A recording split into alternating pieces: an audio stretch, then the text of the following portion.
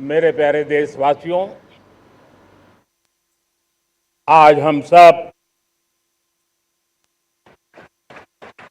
80वां स्वतंत्रता दिवस मना रहे हैं। आज हर दिलों की धड़कन वंदे मातरम के नाद से गूंज रही है।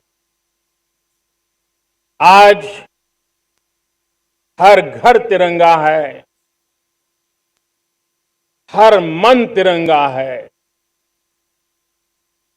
और देश उत्साह और उमंग के साथ नए संकल्पों को लेकर के आज आगे बढ़ रहा है। आप सबको स्वतंत्रता दिवस की बहुत बहुत शुभकामनाएं।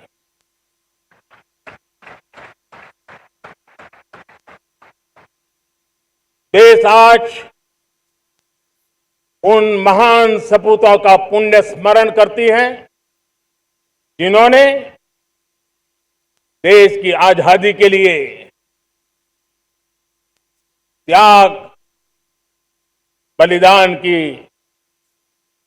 पराकाष्ठा की। अपने तप, त्याग और बलिदान से आजादी के एकमात्र लक्ष्य को लेकर के अपनी पूरी जिंदगी खपा दी। पूज्य बापू समेत सभी स्वातंत्र सेनानियों को बलिदान की महान परंपरा जगाने वाले महान क्रांतिकारियों को आज मैं श्रद्धापूर्वक नमन करता हूं।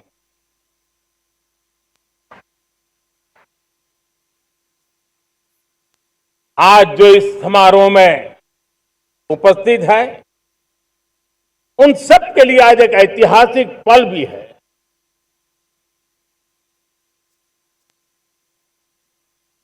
आजादी के बाद 15 अगस्त को लाल किले पर पहली बार वंदे मातरम गूंज रहा है।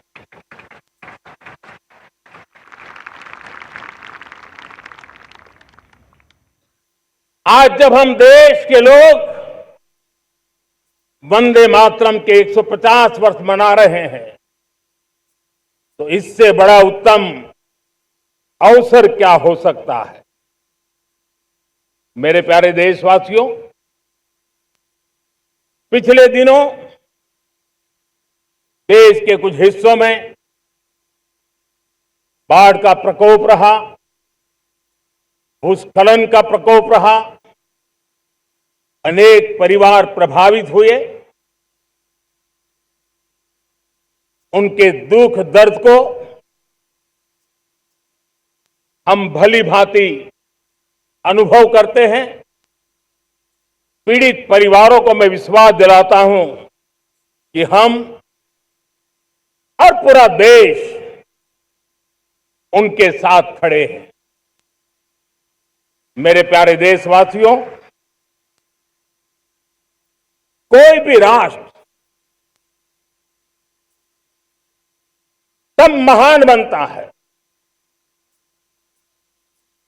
तब अपनी सिद्धियों को प्राप्त करता है, जब अपने सपनों, अपने संकल्पों और अपने सामर्थ्य के दम पर आगे बढ़ता है। मेरे देशवासियों, अब छोटे सपनों से चलने वाला नहीं है। हमें बड़े सपने, क्योंकि बड़े सपने हमारी सोच को भी विस्तार देते हैं, हमारी सोच की क्षितिज को विस्तृत करते हैं। हमारे संकल्प दृढ़ होने चाहिए, जब संकल्प दृढ़ होता है तो कठिनाइयों से, आपदाओं के बीच से रास्ते निकालने का सामर्थ्य अपने आप उभर करके आता है। और मेरे प्यारे देशवासियों, हमारे संकल्प भी ऊंचे होने चाहिए, क्योंकि जब सपने ऊंचे होते हैं, संकल्प ऊंचे होते हैं, तो हमारे सामर्थ्य की ऊंचाई भी बढ़ती है, हमारे प्रयासों की ऊंचाई भी बढ़ती है, और तब जाकर के हम सपनों को साकार कर सकते हैं। मेरे प्यारे देशवासियों, आज भारत ने भी एक बहुत बड़ा सपना देखा है, दृढ़ संकल्प के साथ देखा है, नई ऊंचाइयों को छूने के लिए देखा है।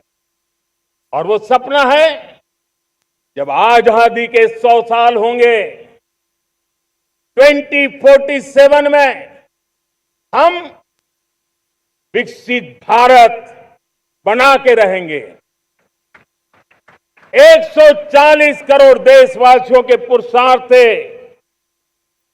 इस लक्ष्य को हमें हासिल करना है। और जब दुनिया की सबसे बड़ी आबादी वाला देश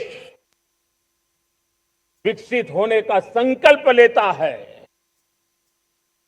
तो ये दुनिया की नजरों में भी हमारे साहस का परिचायक बन जाता है।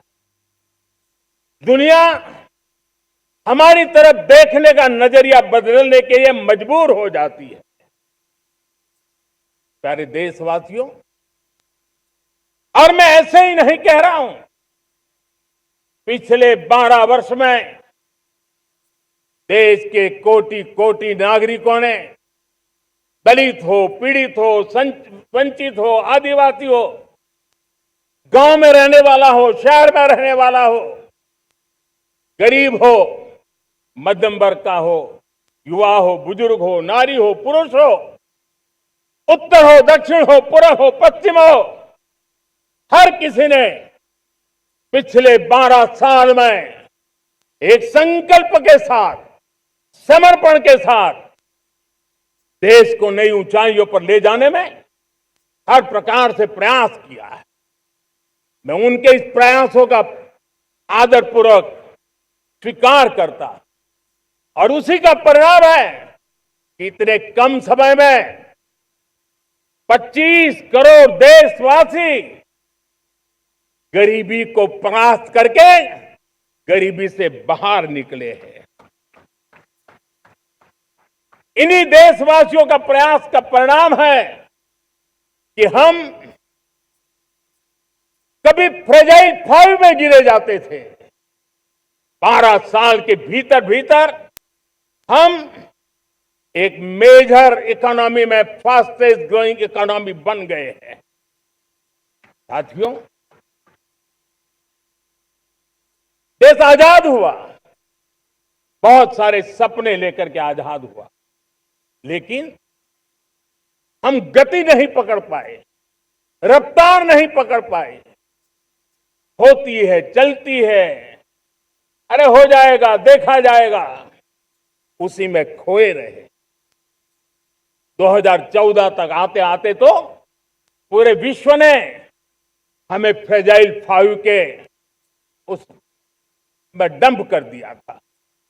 ऐसे समय पिछले 12 साल में भारत ने एक नई रफ्तार पकड़ी, तेज गति से हम आगे बढ़ रहे हैं। और देशवासियों का संकल्प है कि अब 140 करोड़ देशवासियों के संकल्प को, सामर्थ्य को रोकना नामुमकिन है। प्यारे देशवासियों, पिछले 12 वर्षों में डिफेंस प्रोडक्शन करीब 4 गुना हुआ, खादी और ग्रामोद्योग का उत्पादन करीब 5 गुना हुआ, इलेक्ट्रॉनिक मैन्युफैक्चरिंग करीब 7 गुना बढ़ा, आधुनिक रेलवे कोच का निर्माण 21 गुना बढ़ा, मोबाइल फोन उत्पादन 33 गुना बढ़ा। इतना ही नहीं, आधुनिक युग को देकर के भी डिजिटल और इनोवेशन की दुनिया में भी हमने अपना परचम लहराया। इंटरनेट यूजर, इंटरनेट कंज्यूमर करीब करीब 4 गुना बढ़े। पेटेंट ग्रांट होने की संख्या 4 गुना बढ़ी। डिजिटल ट्रांजैक्शन 100 गुना बढ़े। सामान्य मानवीय की सुविधाओं की तरफ भी हमने उतना ही गंभीरता से काम किया। हर साल औसतन 15 गुना ज्यादा तेजी से हमने नल से जल कनेक्शन दिए। हर साल औसतन 6 गुनी ज्यादा रफ्तार से लोगों को गैस कनेक्शन दिए। हर साल 4 गुनी रफ्तार से गरीबों के लिए टॉयलेट बनाने का काम किया। हर साल 3 गुना ज्यादा तेजी से गरीबों को घर देने का काम किया। देश ने गवर्नेंस में भी बहुत बदलाव लाया। हजारों की संख्या में कंप्लायंसेस खत्म किए। सैकड़ों की तादाद में पुराने कानून खत्म किए। पिछली शताब्दी के कानूनों से 21वीं शताब्दी की मार्च नहीं हो सकती। हमने आधुनिक इंफ्रास्ट्रक्चर के लिए मेट्रो का विस्तार किया। हमने पब्लिक ट्रांसपोर्ट को ताकत दी। जिस स्पीड से काम, जिस स्केल पर काम किया, ये सब, ये रफ्तार, ये विस्तार, ये अचीवमेंट आजादी के बाद पहली बार पिछले 1 दशक ने देखा है। और जब इतनी सारी सिद्धियां हमारे सामने हो, इतनी तेज गति दिखाई देती हो, देशवासियों का सामर्थ्य पल पल प्रकट होता है, तब तो 2047 में विकसित भारत बनने का संकल्प कभी भी अधूरा नहीं रह सकता है। ये सारे आंकड़े इस बात की गवाही देते हैं कि हम आगे बढ़ने वाले हैं, मेरे प्यारे देशवासियों। लेकिन उसके लिए आत्मविश्वास की जरूरत होती है, आत्मगौरव की जरूरत होती है, और साथ साथ आत्मनिर्भर भारत होना भी बहुत जरूरी होता है। और इसलिए बीते वर्षों में हमारा कन्विक्शन रहा है कि भारत को हमें अब दूसरे देशों पर निर्भर रह करके नहीं जीना चाहिए। हमें आत्मनिर्भर बनना चाहिए। दुनिया में बहुत कुछ मिलता है, सस्ता मिलता है, जल्दी मिल सकता है, लेकिन उससे हमारा सामर्थ्य तैयार नहीं होता, न हमारे सामर्थ्य की कसौटी होती है। और इसलिए हमें भी अपनी क्षमताओं को बढ़ाना है। अपने हितों की सुरक्षा हमें खुद को करनी है। और इसलिए आत्मनिर्भर भारत का संकल्प बहुत दृढ़ता के साथ हम लेकर के आगे बढ़ रहे हैं। मेक इन इंडिया, स्वदेशी, वोकल फॉर लोकल, इन सारे क्षेत्रों में आज हर भारतीय का मन जुड़ रहा है। मेरे प्यारे देशवासियों, मैं आपको एक उदाहरण देता हूं सेमीकंडक्टर का। देश आजाद होने के बाद विश्व में तो सेमीकंडक्टर की चर्चा हो चुकी थी, हमारे यहां भी बातें होती थी, लेकिन सेमीकंडक्टर का कोई बड़ा प्लान हम आगे नहीं बढ़ा पाए। और आज स्थिति क्या है? आज की डिजिटल दुनिया में, आज की टेक्नोलॉजी में चिप का महात्म्य हम समझते हैं। कोई भी इलेक्ट्रॉनिक गुड्स होगा, हमारे मेडिकल इक्विपमेंट होंगे, हमारे ट्रांसपोर्ट के रास्ते होंगे, हर किसी में चिप अनिवार्य है। और इस चिप के बिना दुनिया थम जाए ऐसी स्थिति पैदा हो। और इसलिए भारत ने आत्मनिर्भर होने की दिशा में अपना सेमीकंडक्टर प्लांट, बड़ा सेमीकंडक्टर प्लांट, 3 सेमीकंडक्टर प्लांट शुरू हो चुके हैं और मुझे बताया गया है कि वहां जो प्रोडक्शन हो रहा है वो एक्सपोर्ट होना शुरू हो चुका है। और मैं देशवासियों को कहना चाहता हूं, आने वाले 7-8 वर्ष में और 5, 7 या 8 सेमीकंडक्टर प्लांट बहुत ही जल्द शुरू होने वाले। ये आत्मनिर्भर भारत हमें विकसित भारत की दिशा में जाने का महामार्ग देती। मेरे प्यारे देशवासियों, वैसे ही एक चर्चा क्रिटिकल मिनरल की हो रही है। पूरी टेक्नोलॉजी क्रिटिकल मिनरल पर निर्भर है। भारत इसमें भी अपने आप को सुरक्षित करने में जुटा हुआ है। क्रिटिकल मिनरल का लक्ष्य साझा किया जाए। नेशनल क्रिटिकल मिनरल ये हमने लॉन्च किया। बजट में क्रिटिकल मिनरल कॉरिडोर की हमने घोषणा की है। कई देशों के साथ एग्रीमेंट हो रहे हैं। विश्व के कई देश अब इस क्रिटिकल मिनरल के विषय में भारत के पर भरोसा करने लगे हैं। मेरे प्यारे देशवासियों, जैसे सेमीकंडक्टर की बात हो, क्रिटिकल मिनरल की बात हो, वैसे ही जिस टेक्नोलॉजी की दिशा में हम जा रहे हैं, दुनिया जा रही है, उसमें एनर्जी का महत्व और बढ़ता चला जा रहा है। अब एनर्जी के बिना भी नई दुनिया को चलाना मुश्किल है और इसलिए हमें चिप हो, एआई हो, डेटा सेंटर हो, हमें बहुत बड़ी मात्रा में बिजली की जरूरत होगी। एनर्जी सिक्योरिटी ये हमारे समय की मांग है और इसलिए हमने पहले से ही उस दिशा में एक के बाद एक मजबूत कदम उठाए हैं। एनर्जी सिक्योरिटी का एक बड़ा माध्यम है परमाणु ऊर्जा, न्यूक्लियर एनर्जी। हमने पार्लियामेंट में शांति एक्ट पास कर करके एक नए लक्ष्य तरफ जाने का रास्ता तय कर लिया है। 2047 तक हम 100 गीगावाट न्यूक्लियर पावर का लक्ष्य लेकर के चल रहे हैं। इसी एक दशक में हम 5 नए न्यूक्लियर रिएक्टर शुरू करने का लक्ष्य लेकर के चल रहे हैं। इस वर्ष भारत ने फास्ट ब्रीडर न्यूक्लियर टेक्नोलॉजी में महारत हासिल करके एक अहम पड़ाव पार किया है और उसके कारण परमाणु ईंधन में आत्मनिर्भर बनने की दिशा में हमें एक बहुत बड़ा सफलता का कदम हमने रखा है। मेरे प्यारे देशवासियों, कई बार संसाधनों की कमी के कारण देश रुकता नहीं है, लेकिन रुकने का कारण सोच की सीमाएं होती हैं।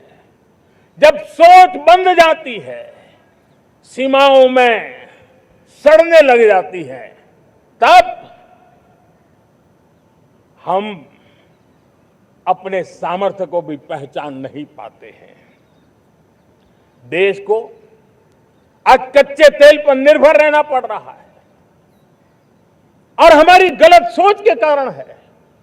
आप जान के हैरान हो जाएंगे, हमने समुद्री तट पे 99% हमारा समुद्री तट का पूरा हिस्सा ऐसी सोच के कारण नो गो एरिया घोषित करके रखा था। हमने ही समंदर के अंदर जाकर के एक्सप्लोरेशन न करने का निर्णय कर लिया था। ये सोच का दारिद्र्य था। हमने फैसला किया ये नहीं चल सकता। हमने उस 99% को जो कभी नो गो एरिया हुआ करते थे, हमने उसको गो एहेड एरिया के रूप में खुला कर दिया है। और अब हम समुद्र के भीतर भी एक्सप्लोरेशन करने की और नए नए भंडार खोजने की दिशा में हम प्रवृत्त हैं, हम प्रयास कर रहे हैं। हमने पिछले वर्ष उसी दिशा में एक महत्वपूर्ण कदम रखते हुए समुद्र मंथन की घोषणा की थी और पिछले दिनों हमने 85,000 करोड़ रुपए इस काम के लिए आवंटित करके काम को गति देने का निर्णय कर लिया है। मेरे प्यारे देशवासियों, एनर्जी सिक्योरिटी, इसका मैंने कहा कि हमें ऑल्टरनेट स्रोतों की तरफ भी पूरी शक्ति लगाना बहुत जरूरी है और इसलिए ऊर्जा का सही इस्तेमाल बढ़ाते हुए भारत इसी दिशा में आज तेजी से काम कर रहा है। 2014 से पहले, मतलब आज से 12 साल पहले, हमारे देश में सिर्फ 70 शहरों में पाइप से गैस की व्यवस्था थी, पाइप से गैस डिस्ट्रीब्यूशन होता था।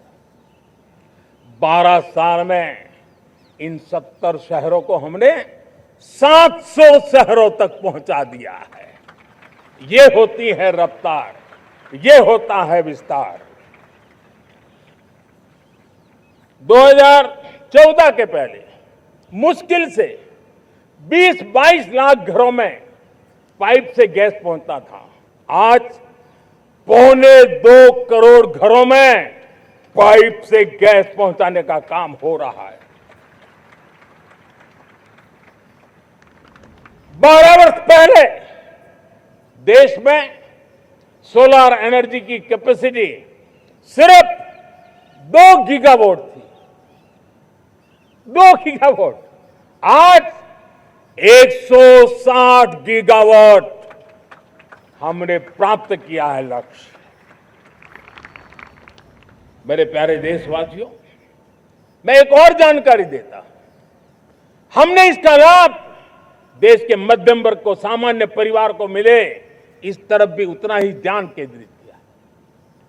हमने पीएम सूर्यघर मुफ्त बिजली योजना चालू की और आज मुझे संतोष है कि इतने कम समय में 50 लाख घरों का सोलर एनर्जी का काम हम आंकड़ा पार कर चुके हैं। तेजी से चल रहा है और उसके कारण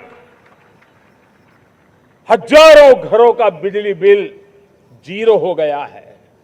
हजारों घर अपनी बिजली का उपयोग करने से अतिरिक्त बिजली आज बेच करके कमाई कर रहे हैं। हर परिवार को हम इस काम के लिए 80,000 रुपया सरकार की तरफ से एक एक परिवार को मदद दी जा रही है, तब जाकर के हम इस काम को पूरा कर रहे हैं। मेरे प्यारे देशवासियों, आपको जानकर के हैरानी होगी,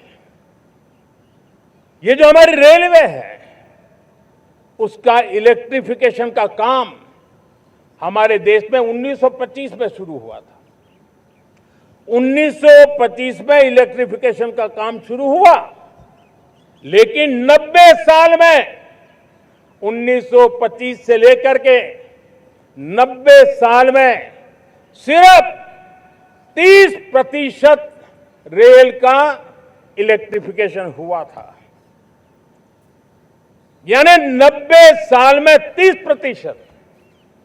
हमारी रफ्तार देखिए, लक्ष्य को पाने के लिए हमारी दौड़ देख लीजिए।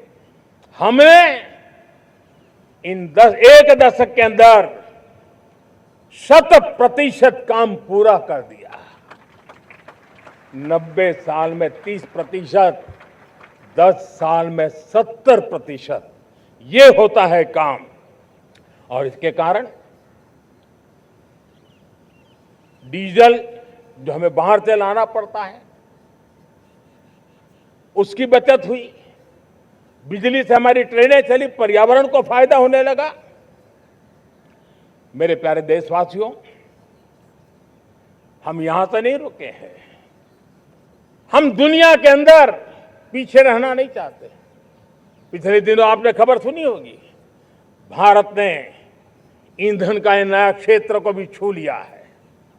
देश ने पहली हाइड्रोजन से चलने वाली ट्रेन शुरू कर दी है और मुझे खुशी है, ये सबसे लंबी ट्रेन है और सबसे ताकतवर ट्रेन है और दुनिया में हाइड्रोजन ट्रेन के क्षेत्र में भी भारत ने अपना झंडा गाड़ दिया है। प्यारे देशवासियों, पिछले 10-12 साल हम लगातार 2047 के लक्ष्य को पाने के लिए दौड़ रहे हैं, एक के बाद एक सोपान सिद्ध कर रहे हैं। हमने सोचा भी नहीं था कि हमें इसमें भी कुछ मुसीबतों का झेलना पड़ेगा। पिछले 10-12 वर्ष में कितने संकटों का सामना करना पड़ा। कोरोना जैसी वैश्विक महामारी ने पूरी दुनिया को चिंता में डाल दिया था, सारी व्यवस्थाएं चरमरा गई थी। कोरोना से बाहर निकले, युद्ध की विभीषा की खबरें आने लगी, कहीं यूक्रेन तो कहीं पश्चिम एशिया, हर जगह पे तनाव का माहौल। और पता नहीं भविष्यवेत्ताओं ने तो न जाने क्या क्या घोषणाएं कर दी थी। देश को डराना, देश को भयभीत रखना, देश को चिंतित रखना, इसी में कुछ लोगों को आनंद आता है। वैक्सीन नहीं मिलेगी, कोविड में लोग बचेंगे नहीं, कुछ भी नहीं होने वाला।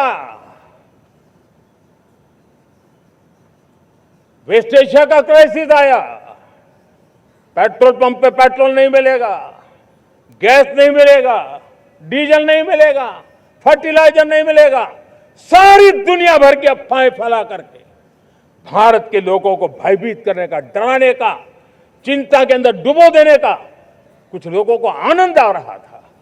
लेकिन देश ने देख लिया कि पिछले 10-12 साल की सुविचारित योजनाएं रंग ला रही है और हम इतने बड़े संकट के बावजूद भी नागरिक देवो भव के मंत्र को लेकर के जीते हुए भारत ने जो तैयारियां की थी, एक के बाद एक कदम उठाया था। सोचा नहीं था कि संकट आएगा, लेकिन उस संकट के समय में ये सारी चीजें काम आ गई और आज देश में गैस भी है, पेट्रोल भी है, यूरिया भी है। हम अपनी ताकत के ऊपर खड़े हो रहे, चल रहे। मेरे प्यारे देशवासियों, दुनिया के इन संकटों का प्रभाव हर किसी पर हुआ, हम भी अछूते नहीं। यूरिया के दाम दुनिया में 3,000 रुपया पहुंच गए एक बोरी का। आज भी हम मेरे देश के किसानों को वो बोझ सहने के लिए मजबूर नहीं कर रहे। सरकार अपने कंधों पर वो बोझ उठा रहा है और दुनिया से जो 3,000 रुपया में यूरिया का बोरा हमें मिलता है, वो हमारे किसानों को हम सिर्फ 300 रुपये में दे पाते हैं। इतना ही नहीं, डीएपी आज दुनिया में बाजार 5,000 पहुंच चुका है, लेकिन मेरे देश के किसानों को दिक्कत ना हो इसलिए 1,350 रुपये में आज भी डीएपी देने का काम हम कर रहे हैं। मेरे प्यारे देशवासियों, एक समय था जब मैं आत्मनिर्भरता की बात कर रहा था तो कुछ लोग एयर कंडीशन चैम्बर में बैठ करके सोचने वाले लोग हमें बता रहे थे ग्लोबलाइजेशन का क्या होगा। लेकिन दुनिया देख रही है कि पिछले एक दशक में ऐसा लग रहा है कि दुनिया ने ग्लोबलाइजेशन बोलना ही बंद कर दिया है। जहां से ग्लोबलाइजेशन की आवाज आती थी वो बंद सुनाई नहीं देती है। दुनिया का हर देश अपनी अपनी संभालों के मिजाज की तरफ गया है। लेकिन दुर्भाग्य से इस संकट के कालखंड में कुछ लोगों ने अपना रुतबा दिखाने के लिए संसाधनों को वेपनाइज करने का खेल खेला है। दुनिया अपने पास जो कुछ भी है उसको वेपनाइज करने में लगी है। संसाधनों का वेपनाइज, रिसोर्स का वेपनाइज, पेट्रोल, डीजल, फर्टिलाइजर, दवाइयां, टेक्नोलॉजी की चिप्स, इतना ही नहीं भूभाग को भी वेपनाइज किया जा रहा है। और ऐसे समय अगर हम आत्मनिर्भरता मंत्र को लेकर 10 साल सही दिशा में न चले होते तो हम कल्पना कर सकते हैं कि ऐसी चुनौतियों का मजबूती से मुकाबला कैसे करते हैं। और हमारी तैयारियां निरंतर बढ़ती जा रही है। मेरे प्यारे देशवासियों, दूसरी तरफ आज भारत का प्रोफाइल पूरी तरफ बढ़ रहा है। आज भारत दुनिया के लिए एक स्वीकृत और सम्मानीय देश के रूप में बन रहा है। भारत के पास स्थिर पॉलिटिकल मैंडेट है, स्थिर सरकार है, भारत का वाइब्रेंट लोकतंत्र है, भारत का मजबूत न्याय तंत्र है और हम सबको दिशा देने वाला भारत का संविधान है। और अब दुनिया हमारे इन सामर्थ्य को पहचानने लगी है और इसलिए 2014 के बाद दुनिया करीब करीब 40 देशों के साथ हमारा FTA एग्रीमेंट हो रहा है। अब देखिए कितना बड़ा अवसर आया है। लेकिन ये जो ट्रेड एग्रीमेंट्स हुए हैं ये एक बहुत बड़ा अवसर है और इसलिए खास करके मैं मेरे MSMEs को कहना चाहूंगा कि हमें इस मौके को छोड़ना नहीं है। दुनिया में हमें पहुंचना है। भारत के उत्पाद की हर चीज विश्व के बाजार में पहुंचे और चाहे हमारा टेक्सटाइल हो, हमारी मशीनरी हो, हमने दवाइयां हो, हमने मौका छोड़ना नहीं है। लेकिन वैश्विक जो पैरामीटर्स हैं उस पैरामीटर को हमें पार करना होगा। हमें दुनिया से जो मिलता है उसे अच्छा देना पड़ेगा, दुनिया में जो मिलता है उसे सस्ता देना पड़ेगा। और पंजाब के लुधियाना से लेकर के तमिलनाडु के तिरुपुर तक हमारा टेक्सटाइल सेक्टर दुनिया में पहुंच सकता है। इतना ही नहीं, केरलम से लेकर के गुजरात और तमिलनाडु से लेकर के बंगाल, ये हमारा समुद्री तट, हमारे मछुआरे भाई बहन आज इस FTA के कारण हमारे श्रिप यानी झींगा उसके एक्सपोर्ट की बहुत संभावना बनी है। हमारे सी फूड की दुनिया में पहुंच बनने की संभावना पड़ी हुई है। और इसलिए मैं चाहूंगा कि हम इस परिस्थिति का फायदा उठाते हुए, हम आगे चलते हुए हम इन कामों को पार करने के लिए प्रयास करें। मेरे प्यारे देशवासियों, मैंने जो भूमिका आपके सामने रखी है उसके पीछे 2047 का लक्ष्य इन मजबूत नींव पर खड़ा है। 2047 विकसित भारत का लक्ष्य हमने पिछले 10-12 साल में देशवासियों ने जो सामर्थ्य दिखाया है उस सामर्थ्य का हिस्सा है। और इसलिए मेरे प्यारे भाइयों बहनों, सदी का 1/4 हिस्सा बीत चुका है और अगला 1/4 हमारे लिए अत्यंत महत्वपूर्ण है। अब हम रुक नहीं सकते हैं, हमारी गति नहीं रुक सकती है, हमारी दिशा तय हो चुकी है, हमें प्राप्त करके रहना है। और इसके लिए हमें अपना वर्क कल्चर बदलना होगा। हमारे वर्क कल्चर को बदलते हुए हमें हमारी सोच को भी बदलना होगा, हमें हमारे काम की गति को भी बदलना होगा। जो काम पिछले 5-7 दशक में नहीं हुए हैं वो काम हमें आने वाले 5-7 साल में करने हैं। और मेरा भरोसा है मेरे देश की युवा शक्ति पर, मेरे देश के नौजवानों पर, मेरे देश की माताओं को बहनों पर, मेरे देश के किसानों पर, मेरे देश के मजदूरों पर कि हम इस सपने को साकार कर सकते हैं। और इसलिए हमें रिफॉर्म की गति को भी आगे बढ़ाना है। और जब मैं रिफॉर्म की बात कर रहा हूं, रिफॉर्म नहीं हमारे लिए कोई कंपल्सन है, नहीं रिफॉर्म ये हमारे के लिए कोई बजबड़ है, हमारे लिए रिफॉर्म ये कन्विक्शन है। आउट ऑफ कन्विक्शन हम रिफॉर्म एक्सप्रेस पर चल पड़े हैं और हम आने वाले दिनों में भी नेक्स्ट लेवल रिफॉर्म की ओर बढ़ने वाले हैं। और इसलिए सरकार, समाज, उद्योग, उत्पादक, किसान, हर किसी ने अपनी ट्रेडिशनल व्यवस्थाओं में रिफॉर्म करना पड़ेगा, सोच में रिफॉर्म करना होगा, अपने लक्ष्यों को रिफॉर्म करना होगा। और इसलिए मेरे प्यारे देशवासियों, हमें एक निश्चित दिशा में को लेकर के चलना होगा। मैं आज उस युग को भी याद करना चाहूंगा जब देश भारत का सामर्थ्य सप्त सिंधु के रूप में हम जानते थे, हम समझते थे, हम सुनते थे।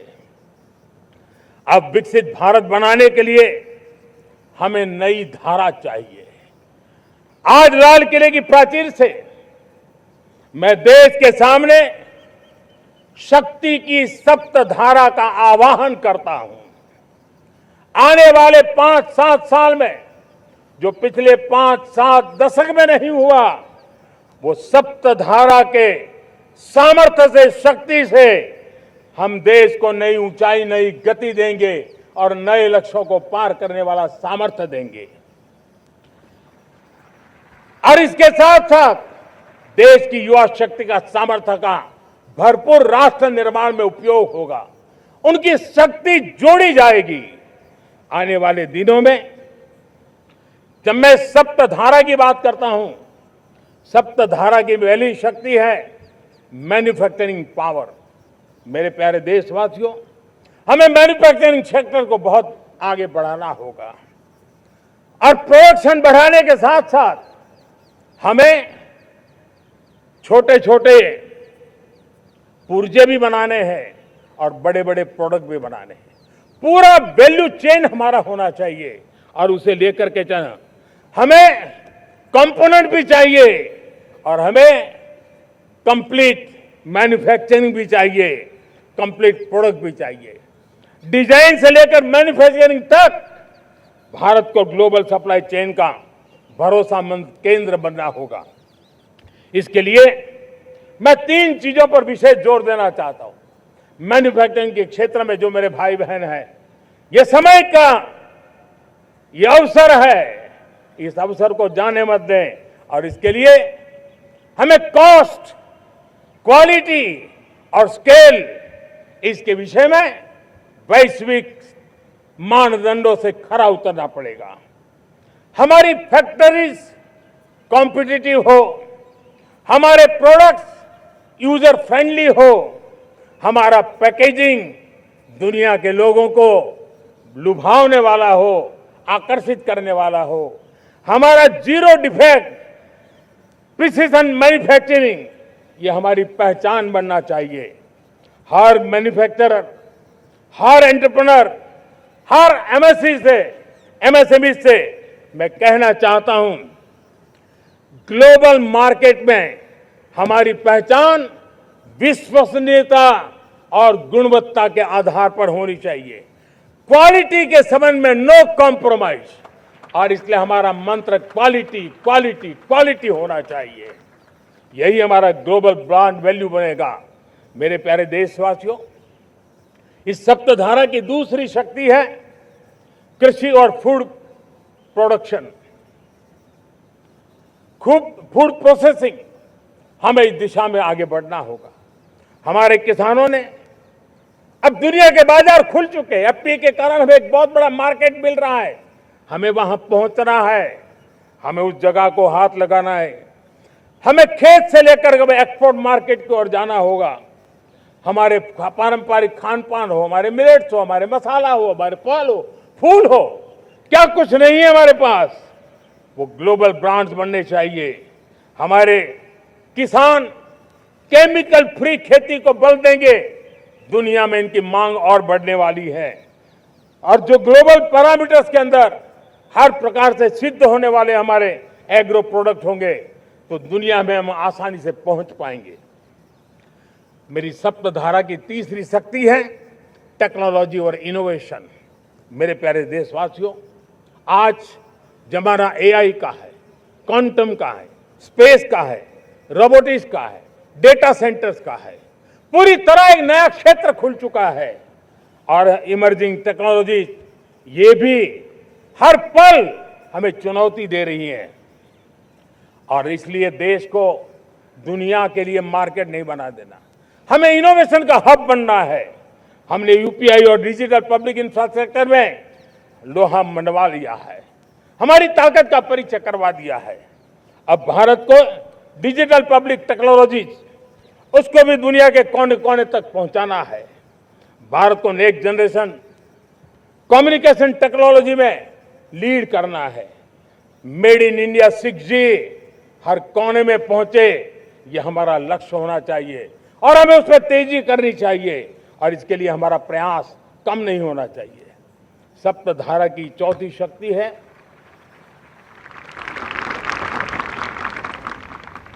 गति शक्ति। यह गति शक्ति देश के अंदर सीमलेस फास्ट कनेक्टिविटी पर हमें बल देना होगा। शहरों को हाई स्पीड रेल से हमें जोड़ना होगा। मॉडर्न हाईवे चाहिए, इनलाइन वाटरवेज चाहिए, एयरपोर्ट चाहिए, मल्टी मॉडल लॉजिस्टिक की व्यवस्था चाहिए। हमें पोर्ट्स को सिर्फ सामान उतारना चढ़ाने की जगह नहीं, दुनिया के शिप्स आकर के लंगर हो जाए इतना नहीं, हमें हमारे पोर्ट्स को पोर्ट लेड डेवलपमेंट ग्रोथ की दिशा में हमें आगे बढ़ना होगा। हमारी पांचवी शक्ति है सप्तधारा की, वो है रक्षा शक्ति। और ये रक्षा शक्ति का महत्व हर प्रकार से है। मेरे प्यारे देशवासियों, डिफेंस में आत्मनिर्भर होना अब भारत ने अनुभव कर लिया, दुनिया ने अनुभव कर लिया है, इसके बिना कोई चारा नहीं है। विश्व जब अपनी अपनी ही सोच रहा है, तब भारत विश्व के लिए बाजार बन करके नहीं रह सकता है। हमें डिफेंस के क्षेत्र में आत्मनिर्भर होना हुआ। Next generation defence technology develop करके हमें ग्लोबल सप्लायर बनने की दिशा में हमें लक्ष्य लेकर के चलना है। हमें ड्रोन, काउंटर ड्रोन सिस्टम को विकसित करना होगा और हाइपरसोनिक डिफेंस टेक्नोलॉजीज, उस पर हमें लीडरशिप लेनी होगी। साथियों, साइबर सुरक्षा भी आज हर घर के लिए एक समस्या बन रही है। वो भी एक रक्षा का क्षेत्र है जिसमें हमारे युवाओं की जो सामर्थ्य है, उस सामर्थ्य का उपयोग हम देश के और दुनिया के लिए कर सकते हैं। हमारी सप्तधारा की छठी शक्ति है ग्रीन इकोनॉमी, ब्लू इकोनॉमी, जो ग्रीन जॉब को भी जन्म देती है। हमें green hydrogen, renewable energy, energy storage, green mobility, green manufacturing in global scale हमें पा करके रहना है। हमें दुनिया जब ग्लोबल वार्मिंग की चर्चा करती रहती है, हम रास्ते खोजते रहते हैं, हम समस्याओं का समाधान दे रहे हैं और भारत एक ग्रीन मूवमेंट का बहुत बड़ा सामर्थ्य लेकर के चलिए। भारत के पास ब्लू इकोनॉमी के लिए भी बहुत बड़ा अवसर है। बहुत बड़ा लंबा हमारा कोस्ट लाइन है। ब्लू इकोनॉमी के लिए बहुत बड़े अवसर है। फिशरीज है, कोस्टल टूरिज्म है, ओशन टेक्नोलॉजी है। ऐसे कितने ही क्षेत्र हैं जिसमें हम आगे बढ़ सकते हैं। मेरे प्यारे देशवासियों, भारत सप्तधारा की जब बात करके लेकर चला है, तब हमारी सातवीं धारा है और दुनिया के लिए इसका अपना भी एक महत्व है और वो है भारत का सॉफ्ट पावर।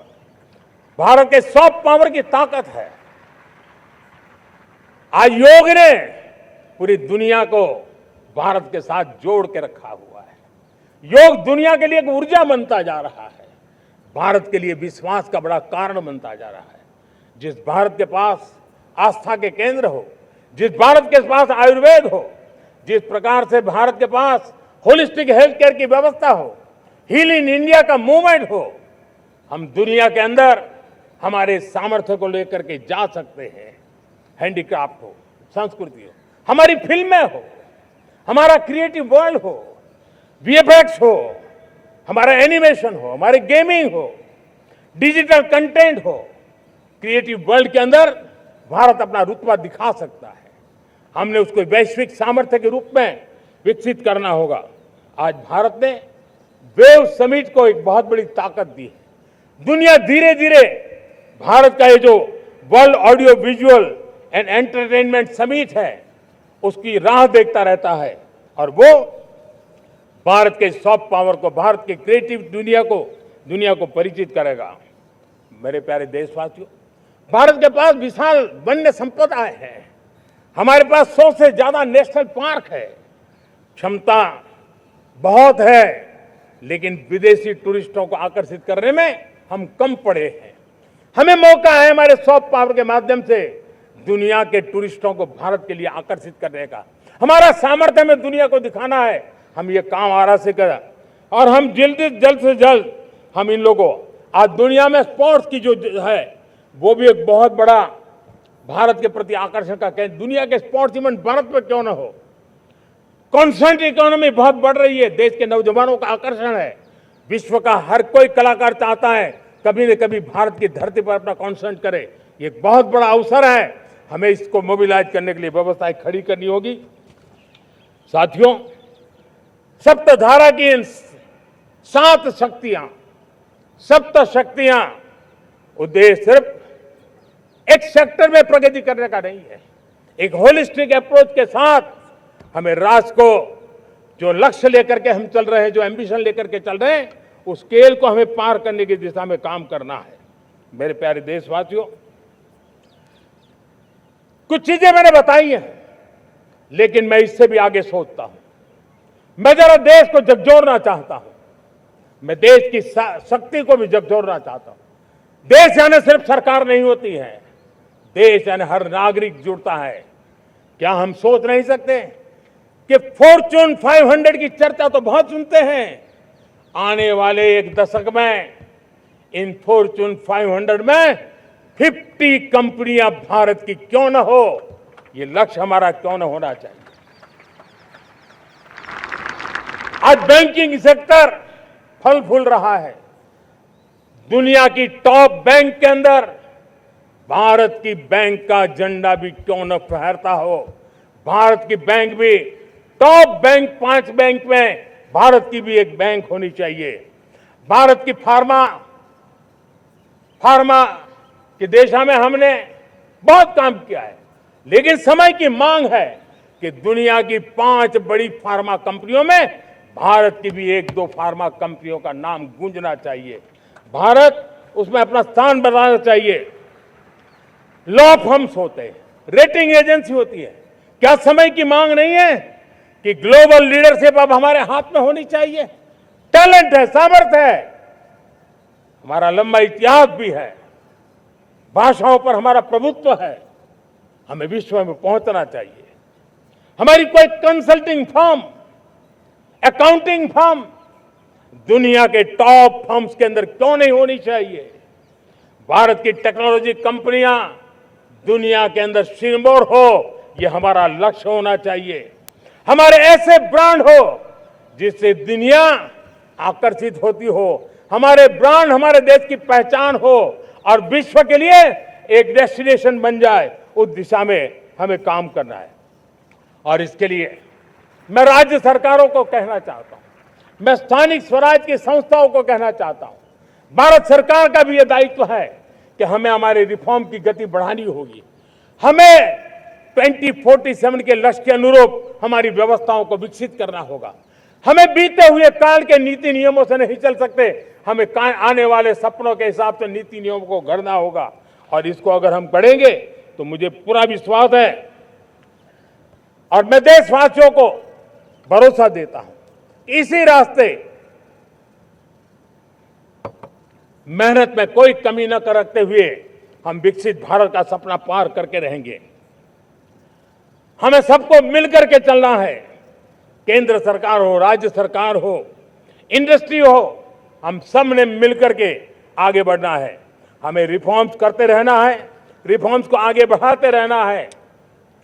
और मैंने पहले भी कहा था, हम रिफॉर्म कंपल्सन से नहीं, कन्विक्शन से कर रहे हैं, लक्ष्य को प्राप्त करने के लिए कर रहे हैं।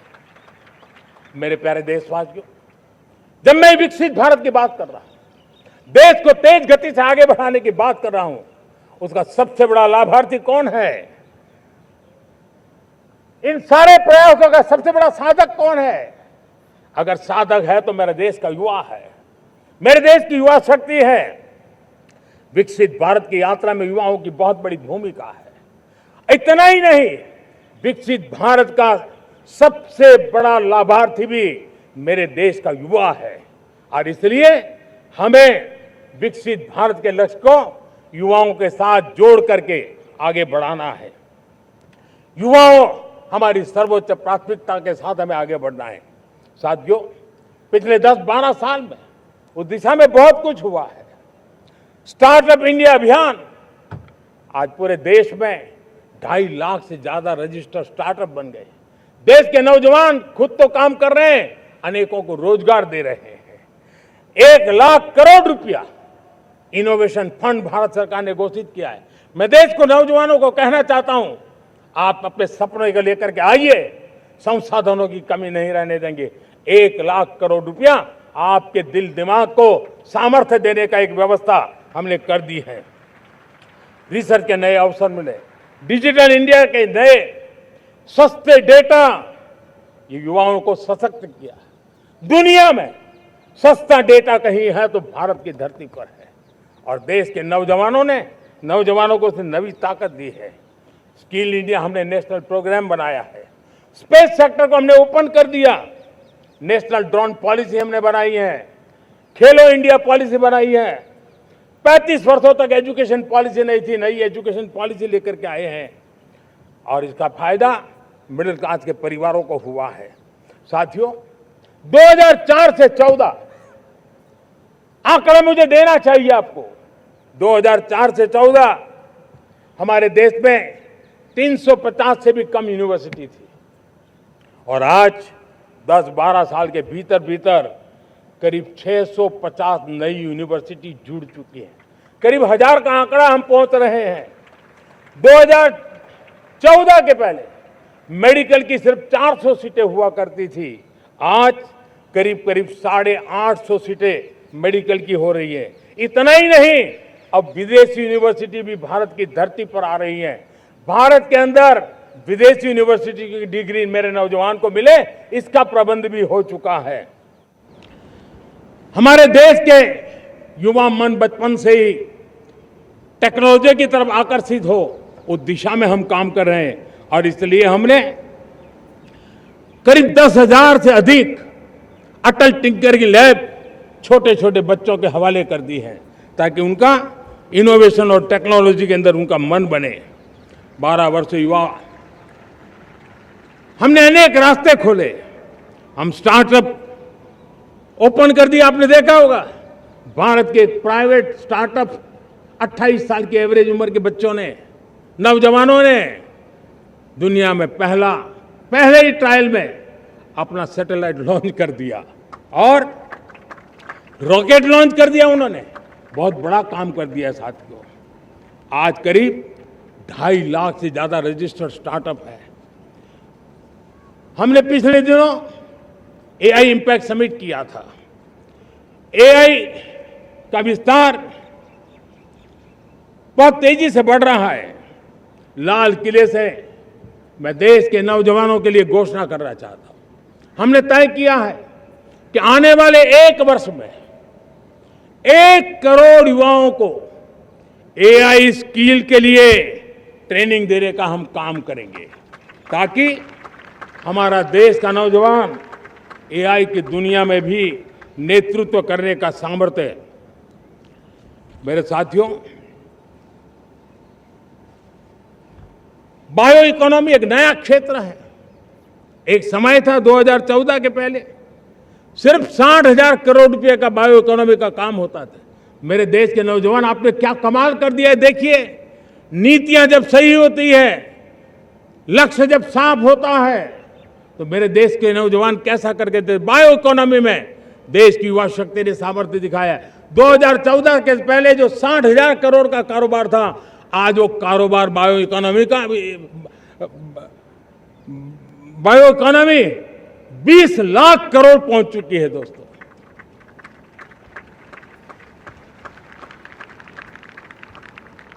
दो 2009-10 का कालखंड था, सिर्फ 25 लाख इलेक्ट्रिक व्हीकल हमारे देश में बिके थे। 1.5 लाख इलेक्ट्रिक व्हीकल बिके थे 2009-10 में। 1.5 लाख इलेक्ट्रिक व्हीकल। इस 25-26 में 25 लाख इलेक्ट्रिक व्हीकल बिके हैं। मेरे प्यारे देशवासियों, एविएशन सेक्टर भी मेरे नौजवानों के लिए बहुत तेजी से आगे बढ़ रहा है।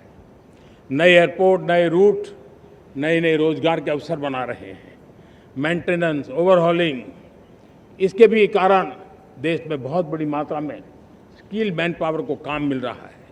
मेड इन इंडिया हवाई जहाज बनाने की दिशा में हमने सफलता पाई है। Made in India defence transport aircraft C295 already अपनी उड़ान भर चुका है, सफल उड़ान भर चुका है। ये देश के नौजवानों के लिए, मेरे साथियों, ड्रोन ने भी बहुत बड़ा काम किया है। स्वामित्व योजना, गांव में ड्रोन से स्वामित्व योजना सफल हो रही है।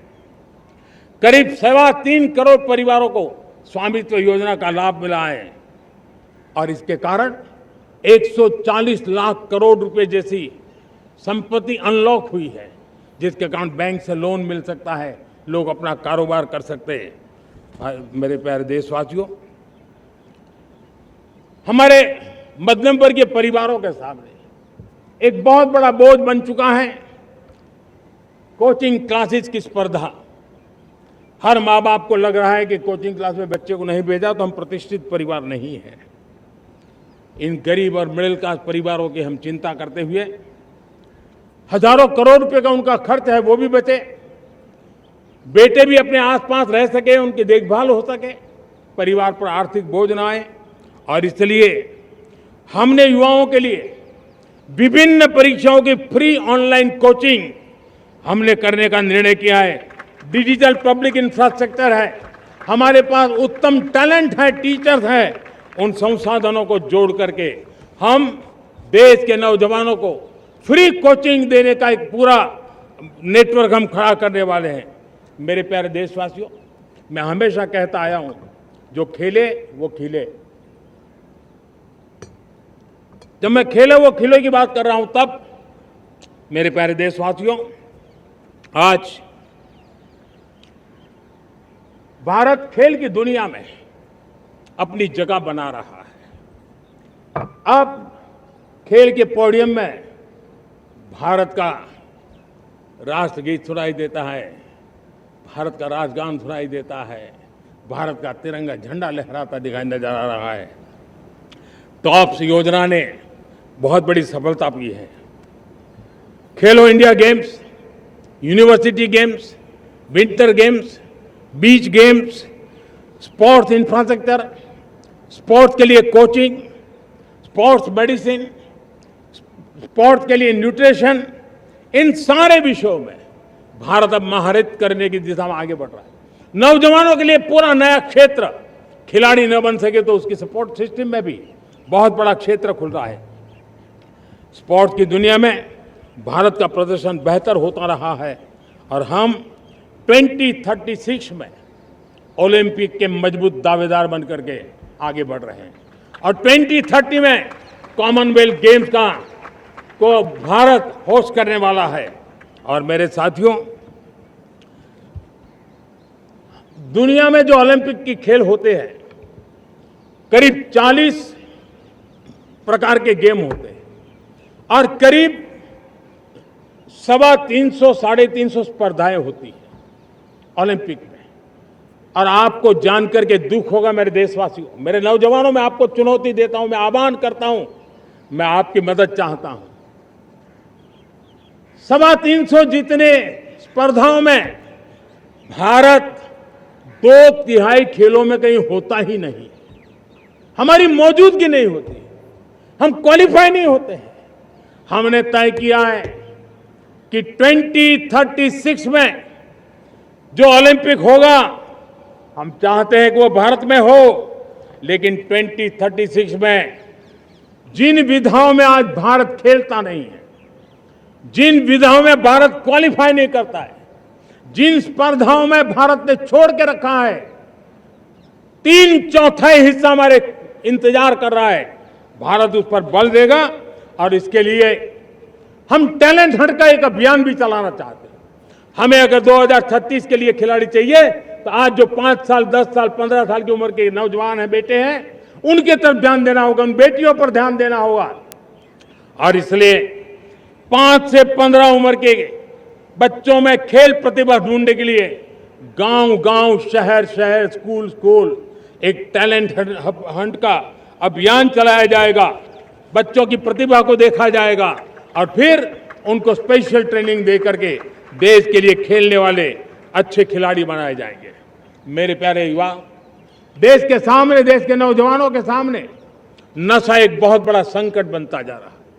नशा मुक्त भारत ये हम सबका सामूहिक दायित्व होना चाहिए। हमारे उज्जवल भविष्य के लिए हमारी युवा पीढ़ी मजबूत हो, हमारा युवा सामर्थ्य हमारे देश के लिए काम आए, इसलिए नशा मुक्त भारत।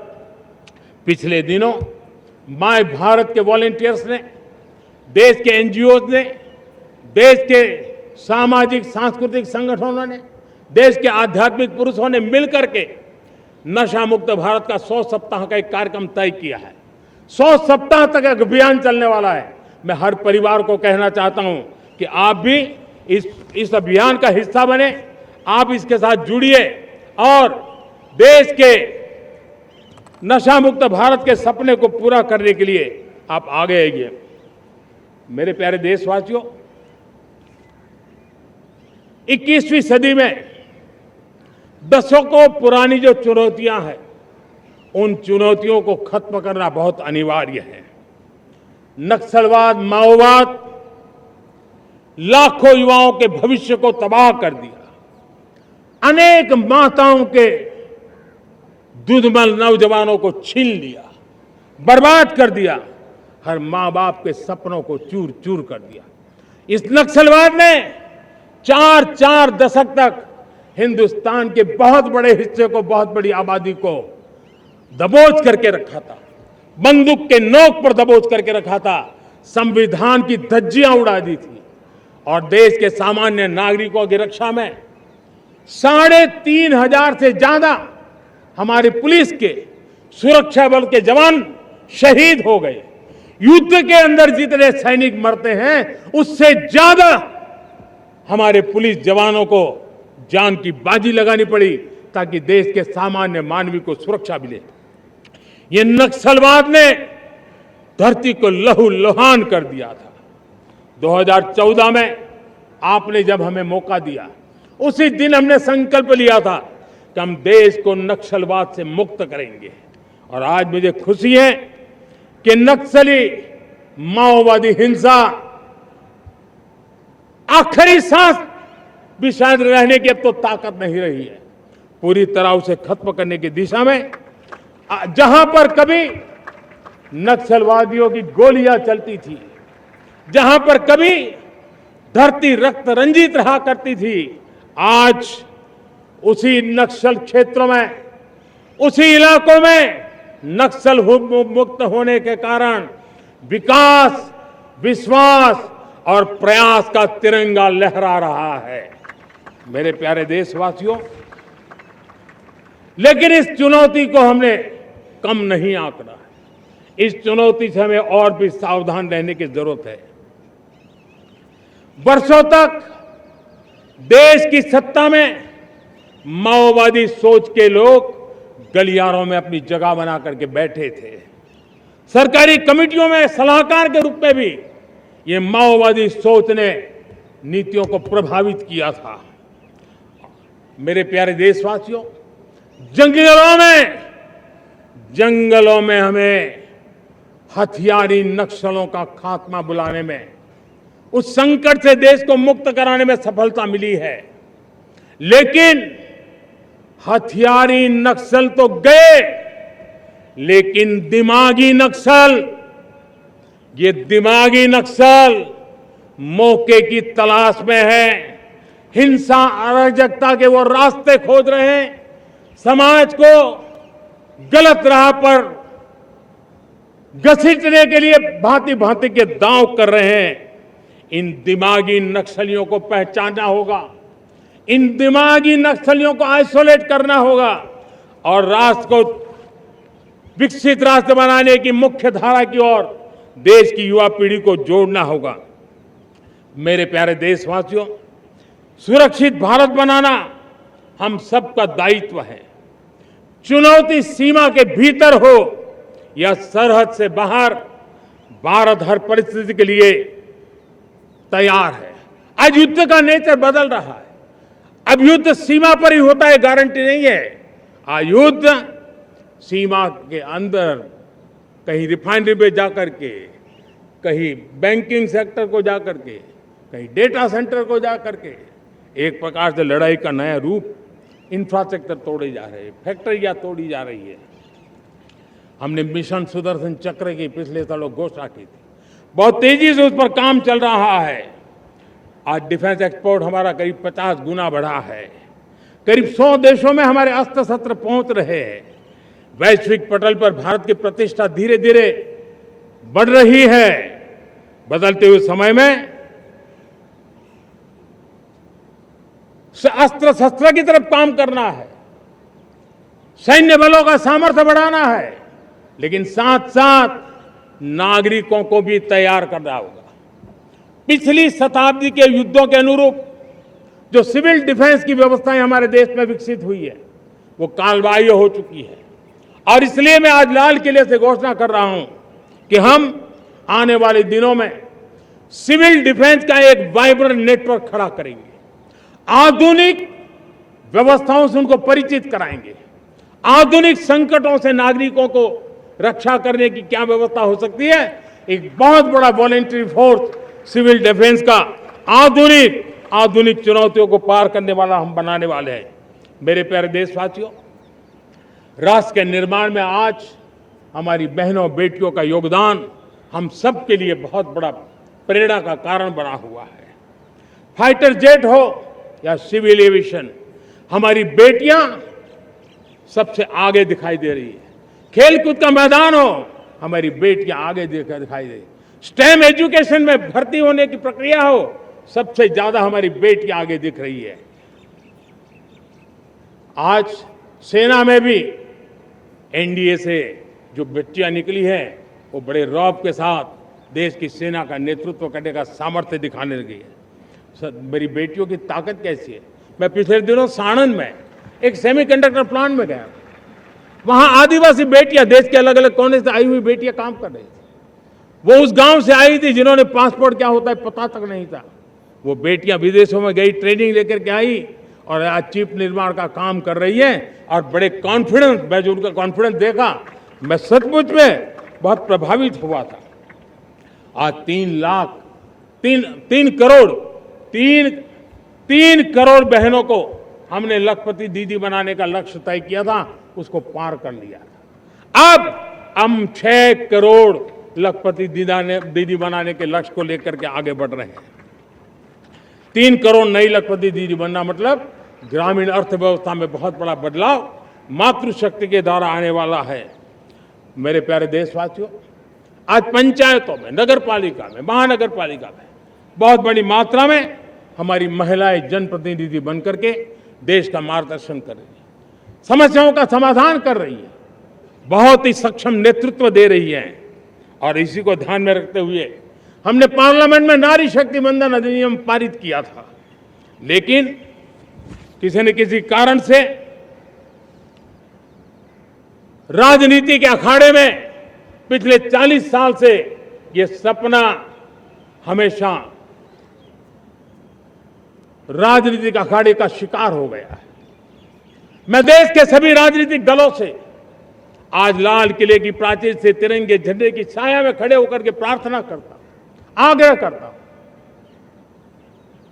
आइए उन महिलाओं के सामर्थ्य के पुजारी बनिए, उन महिलाओं के सम्मान में आगे आइए और जल्द से जल्द हमारी माताओं बहनों को 33% विधानसभा और लोकसभा में उनको प्रतिनिधित्व मिले। वे भारत की नीति घड़तर के अंदर अपना योगदान दे। समय की मांग है और मैं सभी राजनीतिक दलों से फिर से आग्रह करता हूं, आइए महिला आरक्षण लागू करके महिला सम्मान में आप भी जुड़िए, आप भी यश लीजिए, आप भी क्रेडिट लीजिए, लेकिन मेरी माताओं बहनों को हक दीजिए। मेरे प्यारे देशवासियों, विकसित भारत का संकल्प तभी पूरा होगा जब विकास अंतिम व्यक्ति तक पहुंचेगा। 2014 से पहले सिर्फ 25 करोड़ लोगों के पास सोशल सिक्योरिटी का कवर था, सिर्फ 25 करोड़ के पास। साथियों, पिछले 5-7 दशक में सिर्फ 25 करोड़, हमने एक दशक के भीतर भीतर 100 करोड़ देशवासियों को सोशल सिक्योरिटी का कवच दिया है। आयुष्मान भारत योजना से 70 साल की उम्र के बुजुर्गों से भी आज 5 लाख रुपए तक मुफ्त दवाई की व्यवस्था हो रही है। करोड़ों करोड़ों परिवारों को इसके कारण बहुत बड़ी सुविधा मिली है। और इस आयुष्मान कार्ड के कारण 2 लाख करोड़ रुपया जो दवाई और ऑपरेशन के पीछे खर्च होना था, वो मेरे परिवारों के बच्चे हैं। वो गरीब परिवार है, वो मध्यम वर्ग के परिवार है, उनको इतनी बड़ी। मेरे प्यारे देशवासियों, आज मुझे एक काम के लिए आपकी मदद चाहिए। मैं आप सबसे एक मदद मांग रहा हूं। सभी नौजवानों से मैं चाहता हूं कि आप इसका नेतृत्व करिए। आपका 1 या 2 घंटे देश को बहुत बड़ी शक्ति देने वाले हैं। आपको लगेगा 1-2 घंटे में मैं देश की क्या शक्ति, मैं बताता हूं, आप बहुत बड़ी शक्ति बनने वाले हैं। और इसलिए हर घर में वातावरण बने। इन दिनों देश में जनगणना का काम हो रहा है, सेंसस का काम हो रहा है, गिनती चल रही है। और गिनती सिर्फ आंकड़ों से बात बनती नहीं है, उसकी बारीकियों से नीतियां बनती हैं, योजनाएं बनती हैं। देश आगे बढ़ने की अपनी रूपरेखा तैयार करता है और इसलिए सटीक जानकारियां होना बहुत जरूरी है। कभी कभी जो सरकार की तरफ से प्रतिनिधि आते हैं वो इतनी जल्दी में होते हैं, कभी स्पेलिंग एक लिख देते हैं, कभी अलग लिख देते हैं, और इसके कारण अल्टीमेट परिणाम हमें सही मिलने में दिक्कतें आती हैं। अब जब टेक्नोलॉजी अवेलेबल है और इस बार निर्णय किया है, आप स्वयं भी जनगणना में अपनी जानकारियां अपने मोबाइल फोन से भर करके दे सकते हैं। बाद में कोई बाबू आएंगे, कोई प्रतिनिधि आएंगे, आपसे चर्चा करेंगे, लेकिन आप परिवार के सब बैठ करके अगर डिजिटली अपना रजिस्ट्री करवा दे, सारी बारीकियां, स्पेलिंग में भी गलती ना हो, कोई भी जानकारियों में गलती ना हो, आप जितनी परफेक्ट जानकारी देंगे देश को आगे बढ़ने में बहुत बड़ी मदद मिलेगी।